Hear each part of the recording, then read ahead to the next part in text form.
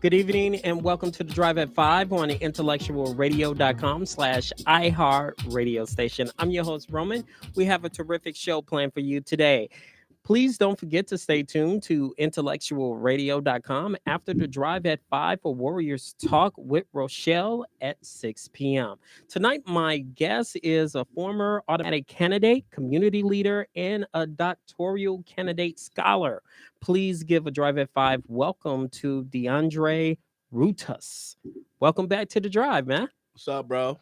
Thanks for Hey. having me again. Yes, sir. Been a minute. No problem. So please give intellectualradio.com/iHeart radio station an update since the last time you was on the drive. It's been a minute. I think the last time I was on, it was Steve and I, Yes. and we were talking about Northwest Austin Council and some of the things that we were involved in. Maybe that would have been 2020 when we were taking on the task of doing the 40 Blocks in the Movement initiative, where we went through blocks from Central to Austin, North Avenue to Division, surveyed the community, wanted to look at the dimensions of caring, communicating, and connected, being that those rated higher on those scales will probably be the more safer blocks. And with that, we also wanted to look for leadership that we could grow from the community's perspective so that those individuals could be leaders of those blocks, transmit information, help with upkeep, make sure that community members know about the resources that's available, that type of thing. And if so, then we did just that. We returned 228 surveys. We found 24 people willing to be leaders. We trained at least 6 of those individuals, and we did not move a step forward, unfortunately. And why is that? It was just us two, you know what I mean? And it was a very difficult undertaking. We did that from July to the 1st of November, and it was just us two. I did create a beautiful report that Congressman Davis looked at. He thought it was wonderful because he's all about block club development, things like that. So essentially what we were doing was just that. And he wanted us to get in tune with our state rep, and that's ongoing. And so we put in a lot of work, we put in a lot of pain in, and we produced a beautiful document that individuals have asked about, and I think it will inform our next steps. So what happened to the people that trained? They just there? No, I mean we have contacts with them, but I will say this: those individuals are people that are tired. One of the things that we do far too often is rely on the old guard, and I'm not saying that disrespectfully. I just mean that there are people, they get to a certain age and they just want to relax. And we are burdening them with this whole idea of leadership and leading their communities when they were doing that back in the 50s and 60s, 70s, 80s. These people want to relax, man. And it's incumbent on us. But I want to challenge you on that. If they want to relax, then don't take the job. That means don't, get out of that position and let somebody else, or groom that person and say, you know what, I'm tired. I'm going to give that position to you. Yeah, that's absolutely correct. But at the same time, those people have to step forward and say that they're willing to do something like that. I mean, to be completely honest, there's not a whole lot of younger leadership. I'll give you a great example. One of our block club leaders, who was a block club leader for about 30 years at best, he was trying to go ahead and relax, and he was passing the torch down to a younger 40-odd-year-old, hopefully new head of the block club leader. And it just wasn't working out. This guy was not trying to take those reins, even though he said he would be available for it. The unfortunate is, especially for our communities, we have to do a little bit more, and I'm not saying that we have the capacity to do a little bit more, because all the time we don't. But if we want to see our communities in positions similar to those on the farther east of the city or more north of the city and some of those spots out south, we're going to have to do a little bit more. You know what I mean? And what that means that little bit more in your opinion? Well, one, it got to be younger people. Younger people have to be ready to assume the mantle, but they also have to be willing to put just a little bit of extra effort. That little bit more, what I mean, could be just 1 hour a week, 1 hour a day, whatever it may be, in order to facilitate what you want to see for your community. So what that could look like is, the community in a particular area banding together for 1 hour a week to clean up their facades, right? Their housing and things like that. I mean, it could look like individuals attending 1 hour some community events that take place, meeting some new people, learning what the resources are. So if they don't need them, they can then share them. I mean, just a little bit. A little bit means just a little bit. And that could be 1 hour doing something that you haven't done in a community before. But some people would say that that's what the alderman is for. That's what your state rep is for. That's what your commissioner is for. And why a block club should What? do all the legwork and provide the resources if it's kind of like we got you in there, do your damn job. No. What? That That's why we have politics backwards, because we put these individuals in a position to represent us in the ways that we need to be represented. So our state rep should be writing legislation that affects our children, right? Our health care, policing, and our public safety, things like that. but Our what are you doing? aldermen, Wait. But what you're doing right now, yeah. don't you consider that kind of public safety? What I do? Yeah, it's Yeah, absolutely public or safety. what you're just talking about. Yeah, Is it absolutely. It's okay? public safety So for sure. so what you're saying is basically okay, in a legislative way, I can agree with you on that. Okay. However, the disagreement is you said everybody has to do a little bit more. Mhm. Does that include elected officials need to do a little bit more? Well, That's they what need to do a lot more. I mean, but listen, if the people have reduced their electeds to being celebritized, which I believe we have, to only have to show up to our events, eat some food, shake some hands, kiss some babies, and then go back to wherever they live at, then that's on us. So we're not telling them that they need to be in the community picking up trash where we could physically see them. Tell me the last time you seen an action shot of one of those individuals. Now I could tell you wait. Can you describe an action shot just in case people doing don't some know? damn work. I mean, taking a shovel, picking some trash up, you know what I mean? Handing out some food or something, you know what I mean? Like I'm talking about at one of these, I mean, we got enough of them, homeless Food shelters, food giveaways. food shelters, things like that. I'm just saying, and you will see a lot of those, don't get me wrong, because that's one thing we know how to do is hand out some food. But I'm just saying, like, things that are more important for the community to rally around. If I see my leader doing that, I think I could do that as well. Those are some of the things might be a little bit more missing. You know what I mean? So, do you think that today's leaders, especially in the Black community, are lackadaisical? I can't say that for sure. I think they're going to do what individuals allow.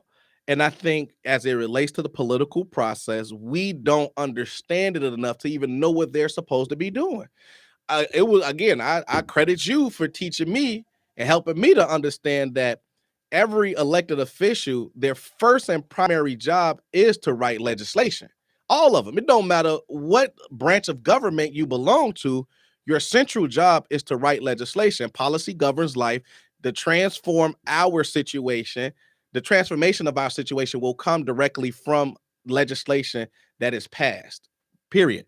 And so when you get past that part, then you got to understand what else they're supposed to do, or what could we ask for them.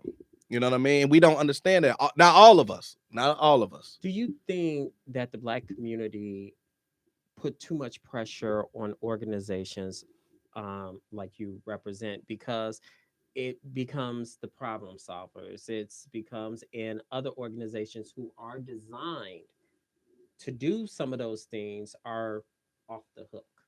No, not necessarily. I think at the end of the day, an organization exists to solve a problem, just like a business does. Our community is overrun with nonprofits. We don't have a business community, but they are problem solvers. The issue is these individuals are staying in business. You create a non for profit with the purpose of solving the problem and then dissolving it because the problem has been solved. Not until they are actually solving the problem will the need for them go away. You know what I'm saying? So they have yet to solve the problem that they created their articles of incorporation for. That problem isn't gone away. So Okay, they let's exist. say, give you a prime example. Organization, they've been getting money and money, but they said they know how to curb crime. They can do it. Give the money to us. So Hmm. they receive millions and millions and millions of dollars, but the statistics shows otherwise. Hmm. What you say to those organizations?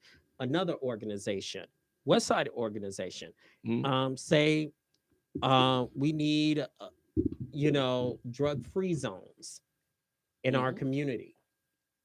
Now all of a sudden it's like people are on drugs in that community, and the statistics does not reflect what their purpose or their moniker is saying. Right. So With the mission, with what they right, the ultimately started mission. for sure. So what I'm saying is, do you think that they are just basically there milking the situation and just trying to get the money? Because if you're trying to do something, it'll show. Right. But now we don't see that, the show me state. Right. What you say to that? Well, here's the truth of the matter. And it is that everybody who's anybody will take advantage of you if you allow them. Our community is being taken advantage of from everybody that you can think of, period. It don't matter what the color is. If you allow a person to do what they will do it. We've gotten too comfortable in this space that we operate in. Our communities look the way they look because this is what we're accustomed to. It ain't until you decide mentally, I don't enjoy this, will that change? Right. So, that being said, what we know of with these organizations and those that prey on us continually is that they are poverty pimps. Our community exists to be able to be a coven for individuals that want to create something to solve something. And so they're going to, and you could look, you could find a multitude of things wrong with our community. Start an organization, business, whatever today, and utilize our ineptitude, our disadvantage, our destitution for your profit. And people do it time and time again. It's not, I wouldn't say, that that's a problem. And hear me out when I say that, because the individuals that live in those communities don't believe it's a problem. I can't tell nobody that something is an issue if they can't determine it for themselves. Could it be that, okay, they are accustomed to the problem, they adapt to the problem, they have mentioned, okay, this person over there selling drugs, go to the alderman's office, go to the police district, and they just ride past every single day and just look at them again. They are accustomed, and basically they throw their hands up and say, hey, I've tried, I did this and I did that, I did what I supposed to do, I rallied my community, but hey, baby and them is too strong. I got to live my life too. I got to come and go at my house. I have a daughter, I have a son and stuff like that. I want them to be safe. Mm-hmm. What do you say about that? Well, I mean, man, all power to the people, and the power is where the people reside. I mean, listen, if you're gonna let 4-5 people, if you're gonna come with an army of 20 and you're gonna let 4-5 people move you off your spot, then we all didn't need to gather no way. I mean, at the end of the day, I mean, listen, our community, first and foremost, to exist in these communities mean you have to have more heart than the average individual that you gonna find walking downtown. You got to have a whole lot of something else: resilience, grit, determination, perseverance, and everything else that come with living this lifestyle, because this is what we come from. And so for individuals that feel as if they've gotten tired because this thing that we live in continues to exist, it's because they haven't seen any changes, and that's not their fault. But it is to a degree because you continue to live amongst it and you continue to allow it. There are plenty of people that are trying to make a difference. And a lot of times, the issue, just like a lot of the issue in our community, is the disjointedness between all of those people. I don't like her because her hair red today, or he think he too smart. You know what I mean? Like, that's the problem too. So, do you think the Black community has transformed to a materialistic community? I mean, we always been materialistic because we ain't never had nothing. I mean, that when we was able But to when afford, you say never had anything, yeah, but when you go through history, yeah, but we did have stuff. but we ain't But talking about. when people say we don't have anything, it's like, to me, and I'm just saying, speaking for Roman's point of view. I mean, when we talk about we never had no banks, that's false. We did. It was taken away from us. Mhm. We had trade centers and stuff like that. We did have that in our community. It was taken away from us because guess what? They go by, oh, what's in black and white, what's feasible, but on the street is something different because, oh, well, we're going to take away these training facilities, or parent care or something like that. They don't need it, no way. But in the white community, Hispanic community, they have those things. Well, again, that now we circling back to the electeds. You got to blame them guys. Again, we put those individuals in place to represent for us, legislate for us for what we need. If those individuals are allowing things like that are helpful to the community to then be siphoned out and put in a different location, or for our community to be transformed without the voice of the community being represented, that's on them. And that's ultimately on us because we put them in that position. And then we see it happening, and then we continue to put them in those same positions again because we don't understand the process. We, like, you talk about history and what we used to have. How many people really know that for real? Like, not a whole lot of people actually know that. You know what I mean? You got to be a learned individual. But to be fair, they have in schools, even though the state. What? And wait a minute, hold on. In schools, even though it is a state law to teach African American history, right? They don't enforce teaching African American history like they do other history. Well, listen, coming from a perspective of a 2-year cadre substitute teacher at the school that I graduated from, Austin High School, I had one of the kids come up and ask, man, come on, Mr. Rutues, I ain't trying to learn about these white folks in history. Man, where the black people at? So the kid's hungering for it. I'll tell you this, though. We the fools, once again, and listen, you got to understand my position on this whole thing. I believe in self-accountability and personal responsibility. I will never attribute what happens to me personally, positive nor negative, externally, especially if it's within my control. Now, all the other stuff I get, right? Let's go Tulsa, Oklahoma, Black Wall Street, they bombed us. They destroyed our institutions. Can't blame that on those individuals, but Don't I can blame 1985 today. incident, Roswell, everything. I mean, everything. Philadelphia, everything. Okay, but today, if we are allowing the same individuals that took us from our place of residence, brought us here, built this economic engine, And they stripped us of everything, culture, history, heritage, you name it. And then we expect them to put us in classrooms and teach us about ourselves. You know how ignorant that is? In 2022, if people are still doing that, they're fools, period. You don't ever let the same person that raped you, pillaged you, take your babies and have them swallowed by crocodiles, take grown men and make them have sex with other men. Like, come on. I'm saying it at force. You feel me?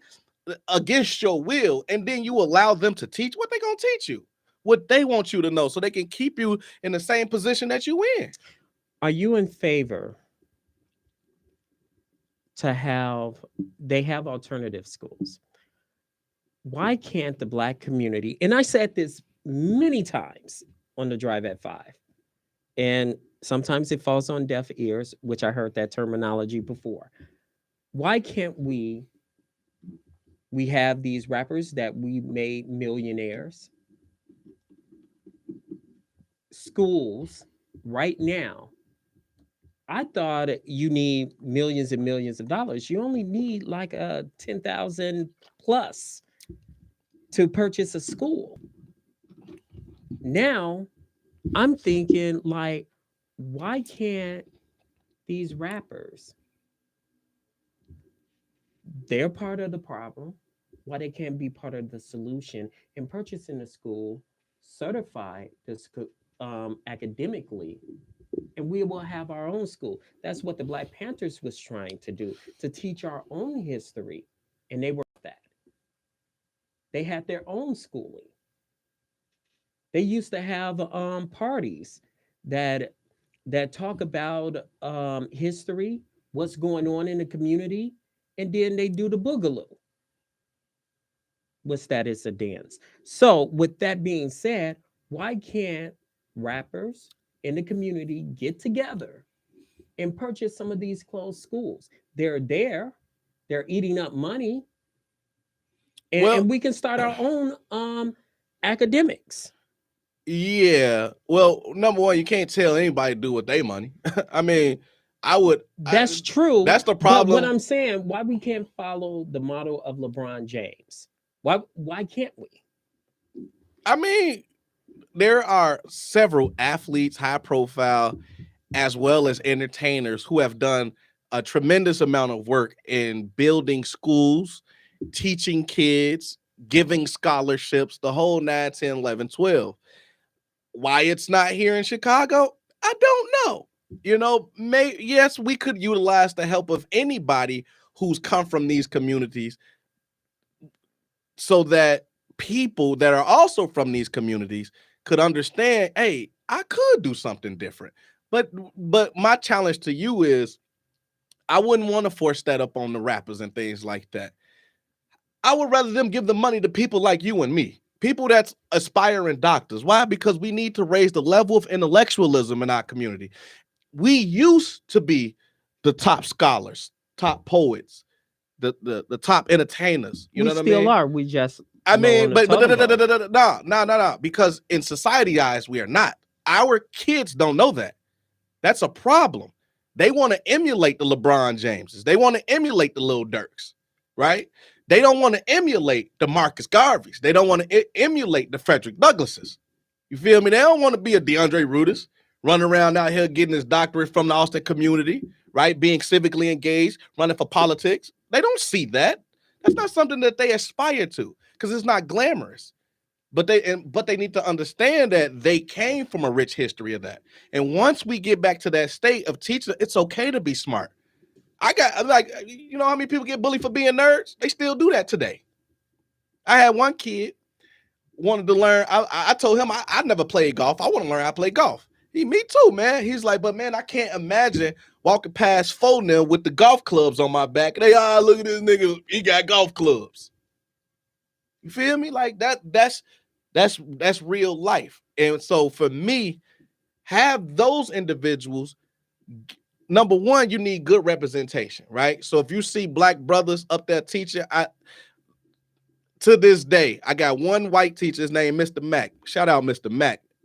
Best math teacher I ever had in my life. The ones that made the biggest difference on my life were black men that were teachers. A lot of men gonna tell you that too, period.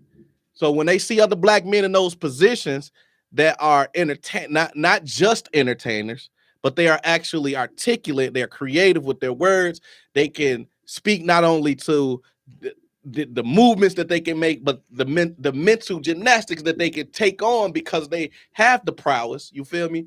Those kids change it to something totally different, something that they never expected. We give them hope. I'm just saying, like, let's get that. Let's do it that way.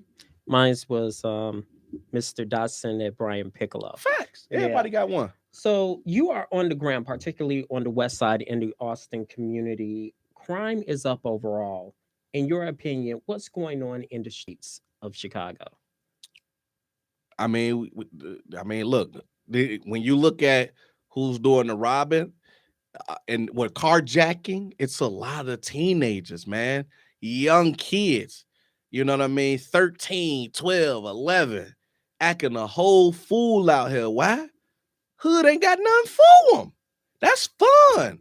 I did my little 1 and 2 when I was a shorty. I know what it's like when you ain't got nothing to do and it's hot outside. You got nowhere to go. So you gonna act a fool. And the generation before me did the same thing. You know what I mean? And so there's just not a whole lot for them to do.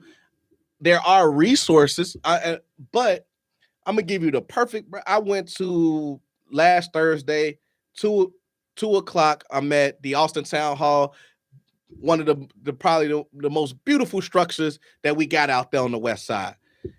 It was a pool full of kids, and that was cool. Everything else is empty though. The bottom floor it's wide open space. I was thinking like, man, it's a lot of space for kids to just run around, just do kid stuff down. Ain't no kids down there though. Right? Like, number one, where the kids at? They But probably is it downtown. the fault of that director over there? Is it the fault of because they're getting money for summer programs for from the Park District? I mean, yeah, and no. I mean, we've gotten into a space where the parents have to know what's available too. So they have to be able to take advantage of the programs that's available for these kids as well.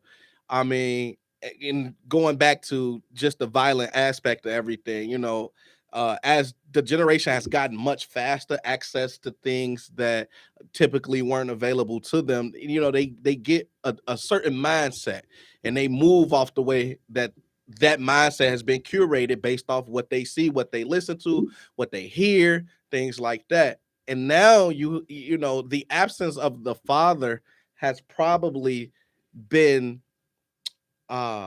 severely understated, and it's always been necessary, but even more so now with the fact that these kids are advancing so quick because of what they see here and absorb on a daily basis. So man, you add in the fact that not that many fathers are at home. I was just talking to a young lady yesterday. She talked about she got 2 full-time jobs she got to take on.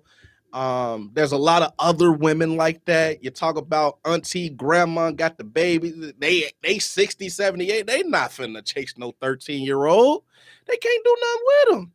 You know what I mean? And the last thing I'll say about it is that we have a huge opportunity with the children that are between the ages of 16 to 24, which we term them opportunity youth. These are the individuals that will affect our society in the most violent of ways, because statistically, those are the ones that get captured for the shootings and things like that. Now, going before them, like I said, those are the ones that's doing the carjacking. That's just child's play for them. That's legit. They got guns. So they ain't a child at that point. And, listen, I'm concealed carry. And I would tell anybody, man, you got to do what you got to do. It's either him or me. You know what I mean? And so So what are your thoughts about the music or internet playing a role in raising today's youth? I mean, what? That sounds crazy. First of all, nothing can raise your child but you. So if the parent allows that child to consume that type of media, then that's on that parent, not the child. You know what I mean? And again, being that the availability may be different depending on who's in front of you, it may be very difficult to stave off all of this information coming in, all of this overload. And children's brains are not developed to the point where they can actually understand what's being consumed. Our mindset in our community is the biggest challenge that we have. Everything that we eat, everything that we read, everything that we visually consume on a daily basis becomes a part of us and programs us. This thing right here is the biggest computer in our body. So every time you feed it with whatever it is you're feeding it, you are using computing power that will turn out a program. You are programming yourself. So no, it is not on the children for what they are being confronted with on a daily basis. It's on the parent that is in front of them that is probably not taking the time out to do what is necessary to make sure that their child is in a different position. And I just want, with the caveat being, there are those that will still go off the rails, no matter what. You know what I mean? And so I do want to say that, because I do know that to our single Black moms that really have a hard job at trying to raise their kid by themselves, you know, it's just so much that they have to deal with. But at the end of the day, we got to figure out how, you know, everything they're consuming is a part. I'm glad you brought that up, because you are a father yourself. Facts. Since the last time you were on the show. Mm-hmm. Why you think the media don't showcase Black fatherhood? The reason why I'm saying that is because what you just mentioned. Fathers. Mm-hmm. There are good Black fathers. Statistically, in 2016, and I haven't checked if they did another study on that. In 2016, CDC did a study, and they showed Black fathers are the best fathers. I was gonna say that as well. But we don't get the credit for nothing. And the reason why I'm saying that is because this dynamic, there are some, and I know I'm going to get a lot of feedback from this. There are some, and listen to my words, some Black women that prevents a Black man to become a father because the relationship didn't work out. So I'm going to force you to not see your son. I'm going to make sure you do the bare minimum and talk bad behind your back. So when he grows up, he despises of you, or she despises of you. Mm-hmm. And why people are saying those women are wrong, instead of saying like, well, you're wrong. No, what, and that goes back, and I'm going to go on a tangent here. Hey. That goes back to what this woman did a couple of weeks ago with McDonald's. The guy brought McDonald's for his child. Mm-hmm. And she said, you got to feed everybody, and throw the food at him. Now the child is hungry. The father's left. You're only hurting the child. Why is there no repercussion for the woman that's doing that to the Black man? All right, let me speak on that first. One, there's two ways we could look at that. One, that man did what he was supposed to do. That's his seed, and he was taking care of his seed. Two, we could look at McDonald's is getting awfully expensive. I don't know how many kids she had, but he could have divvied that little salt buck up, and they could have figured it out. Could have went to the dollar store. Hey man, look, it go a couple cans of this, that. It may not be the most healthiest, but we can make it happen. So it's like us as men, we don't, first and foremost. Wait. But again, and I'm sorry to jump in here. Again, it's not his responsibility. I said that. I said it's one of two options. Right. But if he's bringing something let's say she said, and I quote, and I'm being fair, she brought it before, he did it before, that's when they were dating. Mm-hmm. That's when they were having quote unquote relations. Mm-hmm. It's done. It's over with. Whatever happened, happened. But Mm-hmm. now he's saying, I'm still trying to get, take care of mines. Mm-hmm. But what As you're he should. doing is wrong. Mm-hmm. So, all right, well, so that goes to my second point, based off what you said in the beginning. Hey, brothers, call Jeffrey Levin. I mean, like, at the end of the day, we gotta get out our own way. Hey, we got a court system for a reason. Now, the court system may not always be as fair as we'd like it to be, but there are certain actions that we must take. If you feel that it is going in that direction and you know that this might be that type of woman, you better start planning it immediately. Hell, if y'all ain't married and you got a kid, you better got somebody on speed dial. You hear me? Like, start just researching it. Like, that's the thing. We got to take accountability and responsibility for the situations that we create. Everything cannot always be an external how you gonna call it? Like, we can't always externally say that, give causation, is what I'm trying to say. We can't always say like the cause of me doing this is because of this. Like, no, take some responsibility and accountability. The cause of me doing this is because this is what I want to do.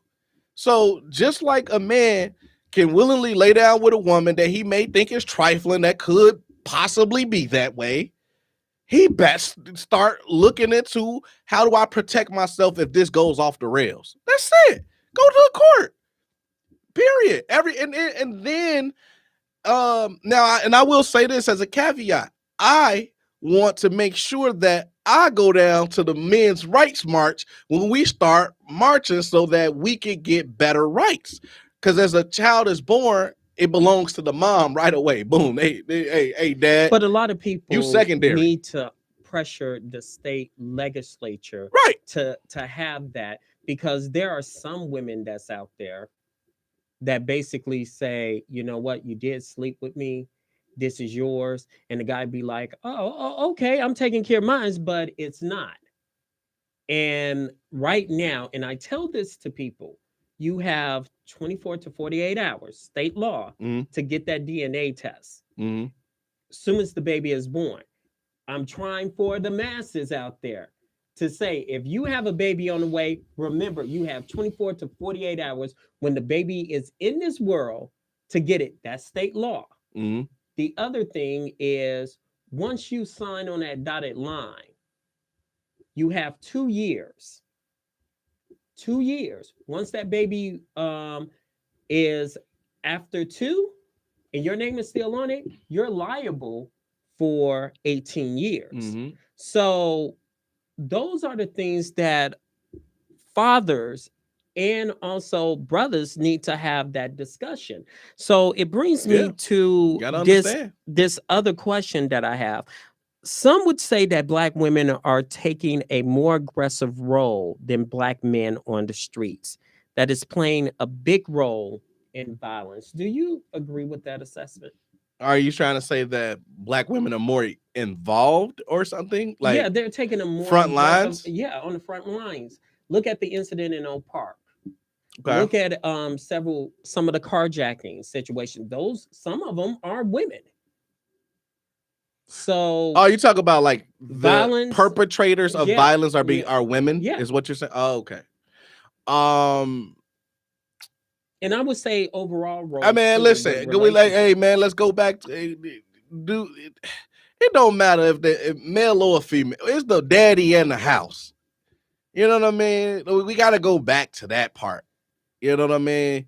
I find it hard to believe that you're gonna have two parents in the household and a child, no matter the gender, is gonna be running wild. And again, it does happen and it will happen. But it is far less likely than it is in a single parent household or a household where the aunt or grandmother is raising the child and they're 30, 40, 50 years older than a child themselves. So yes, It does seem as though young women are becoming more aggressive and becoming more involved, but they've always been.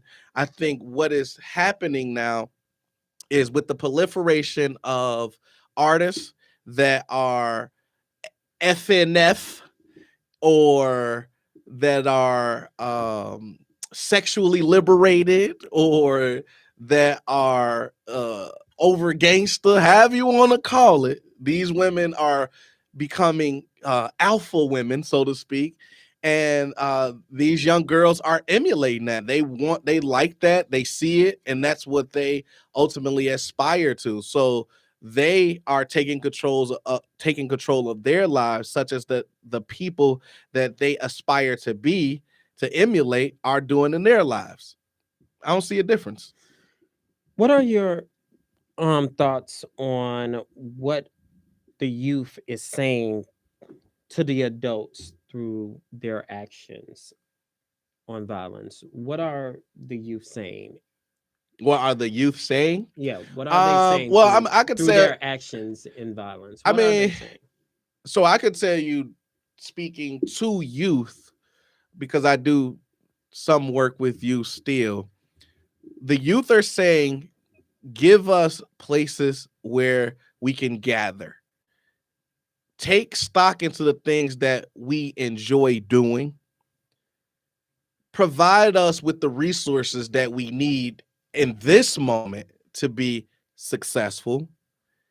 Give us guidance, advice, mentorship, education. That's game, right? Like, show us what it means to be an adult, while also being a child, so to speak. And I say that because as I sit with these young people and they're saying like, "Hey man, where?"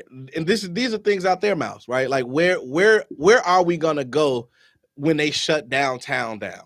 The mayor, when they were wilding out down there, say, "Hey, we're gonna cut off Millennium Park."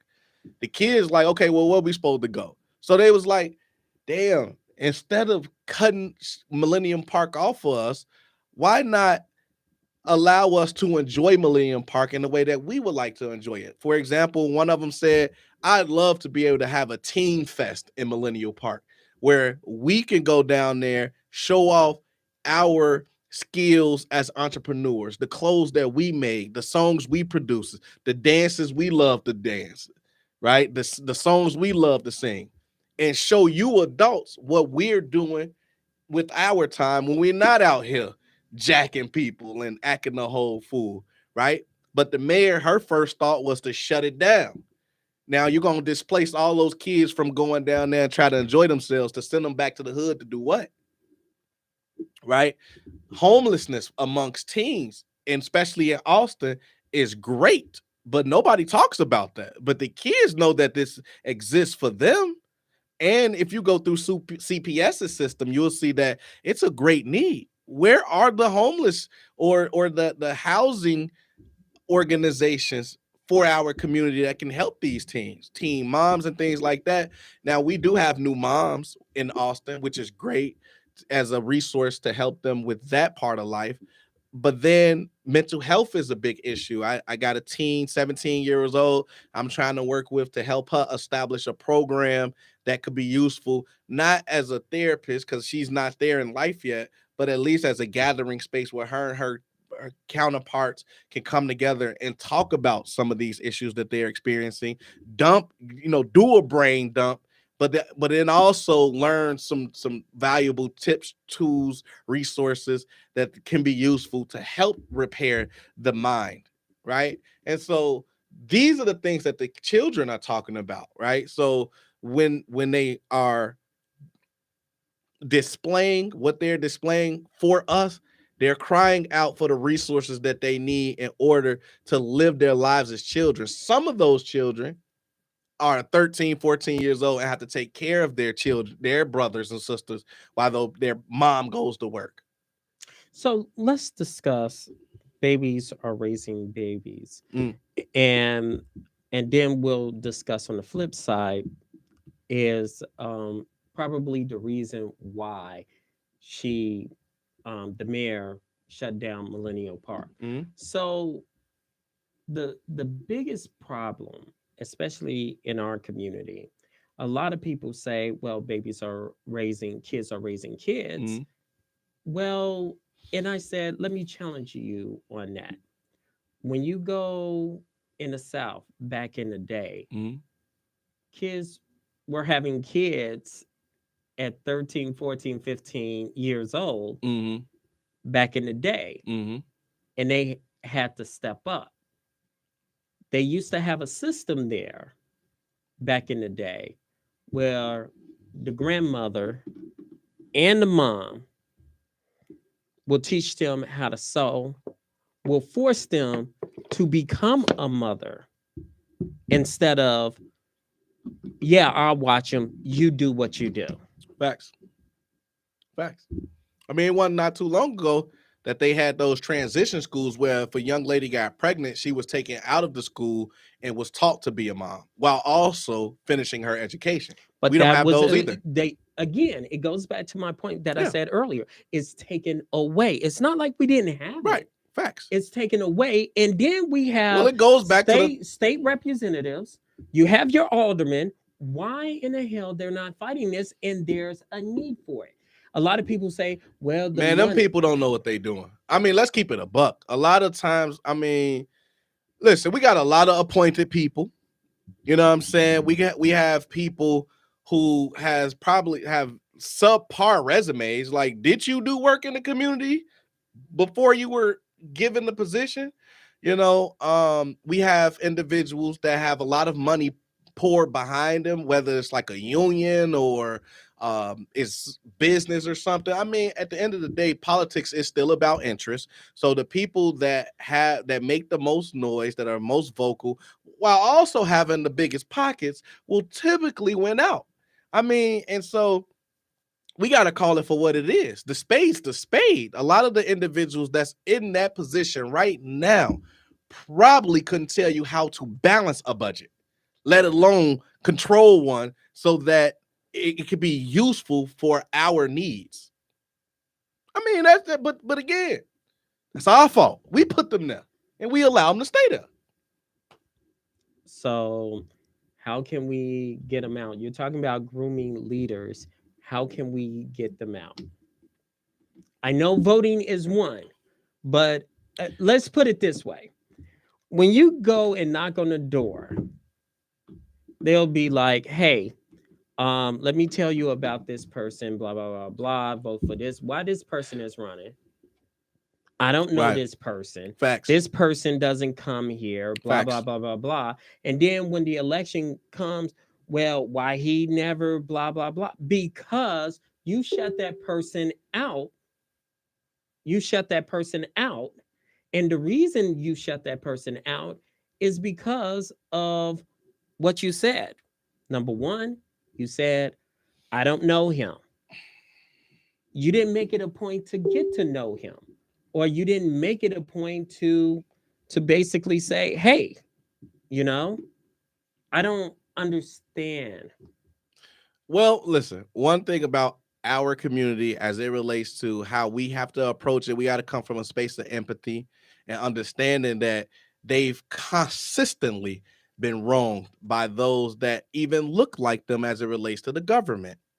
And in fact, the government has often used people that look like us to make sure we were able to get over on each other. So that we're already coming from a space where we don't trust even the individual that looks like us. So we have to approach with a different manner. It's not about let me tell you about me. Let me ask you about you. I need to know how you feel about things. And I need to know how can I earn your support, because I'm definitely going to run whether I have it or not, but I need to know how can I be effective in this position, because obviously either you're okay with all of this or you would like to see something different, but you need to tell me how or what different looks like in your eyes, because obviously the same 8 to 20 odd years of what we've been getting ain't it. So you could help me with that. um so that's the start, especially when you go into somebody's door. right? You got to be welcoming in your intentions and trying to get to know them first and foremost. The second part is what we don't do enough of, really put them on blast. Social media is a hell of a tool. There's a lot of people that got a lot of things accomplished by sending a simple tweet to an organization, simple Facebook message to an organization. Instagram, look at this BS that they done gave me. Blew up. Black people don't never want to call out oh man, I can't do that, man. I can't do them like that. I'm just gonna suffer with what I got then. What you gonna do? Either you gonna put them out there or not. You can't have it both ways. So for me, I'm like, I would love, and I don't care, because politics ain't about friends, number one. It's about getting the things done that we need for this community. So and also getting the respect. Respect of what? Respect. You have people in our community, and I know I cut you off, so I will let you finish. I'll just put it out like this. What we need to do is be more media savvy. So whether that is calling out local media, right? We have a ton of really good local newspapers, whether it's Block Club Chicago, they have the Documenters program. You have the weeklies and the Old Park Journal, if you want to go all the way to Old Park and start telling on people. The Austin Voice. We have a lot of local newspapers that we could start, right? We know op-eds get things done, right? We could start there. And then if it doesn't change, we can escalate. Now we got to go get Channel 7 involved, Channel 2, whole community of people. There's 20, 30 people on here. Man, this alderman ain't did XYZ. I called them about boop, boop, boop. That's a issue to me. That's an issue to me. How we still got drugs here? Now they look a certain way, right? We talk about respect. You think anybody gonna respect a person that's supposed to be doing a job that ain't doing it? First of all, you tell me where in the hell in corporate industry you're gonna be mediocre at your job for 8 years and you're gonna retain that same position. It's a problem. You have a new podcast that's coming out. Tell us about it. A new podcast? Yeah, a new Man on the Street podcast. It's not a podcast, sir. Oh, okay. I thought it was a podcast. No, it's not a podcast. So what I'm doing is, I'm all about civic engagement in a entertaining way. I really like to teach.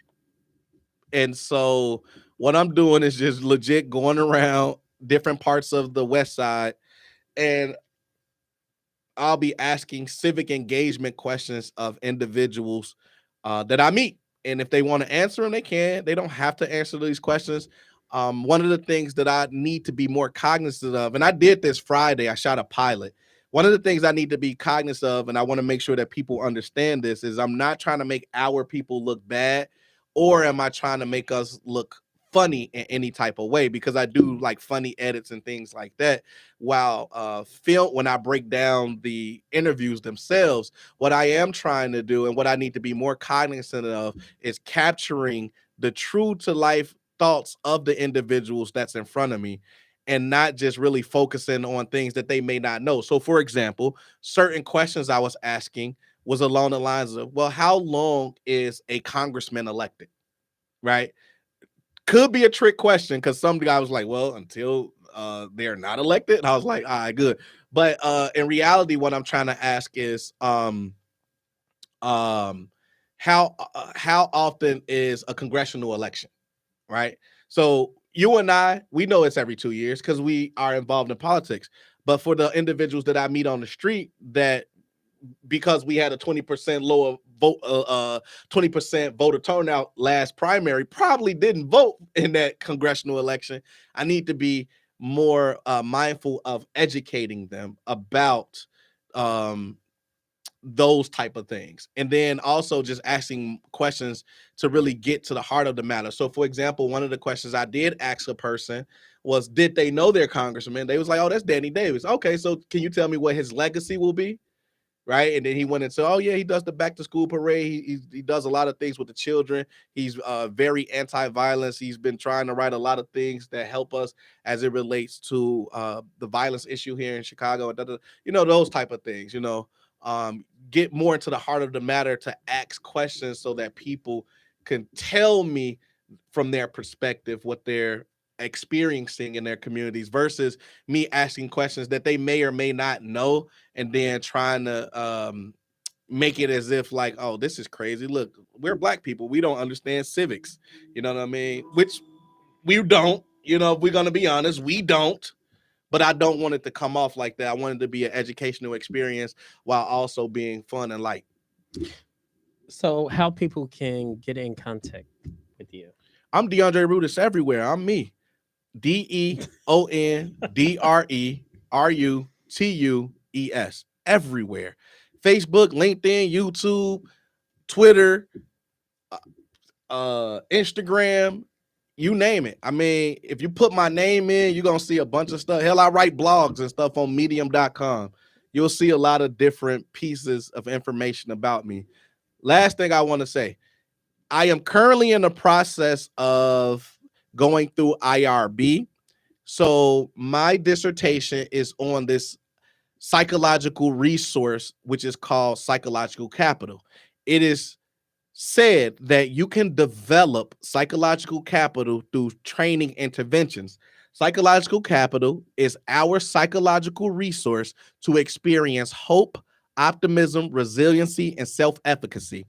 Being a Black doctor, psychologist, which I will be shortly after we do all of this, I thought it was important that this research was useful for our community. So I'm targeting the West Side. The West Side, in my opinion, is Austin, North Lawndale, South Lawndale, East Garfield, West Humboldt, and East Humboldt.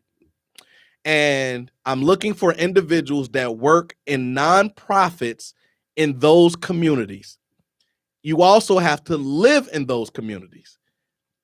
And you have to be between the ages of 18 to 65 in order to be a part of the study. But again, my goal is to develop your hope, optimism, resiliency, and self-efficacy as the research suggests it can be done. And I'm looking to do it for our people because our people is always left out as it relates to being developed in a proper way. All right. Thank you so much. That's going to do it. Don't be a stranger, my man. Oh, okay. Yeah. Yes, sir. All right. Bye, boy. That's going to do it for us this Monday. Thanks to Earl Winfrey, our executive producer, Wanda behind the scenes. You guys have a wonderful week.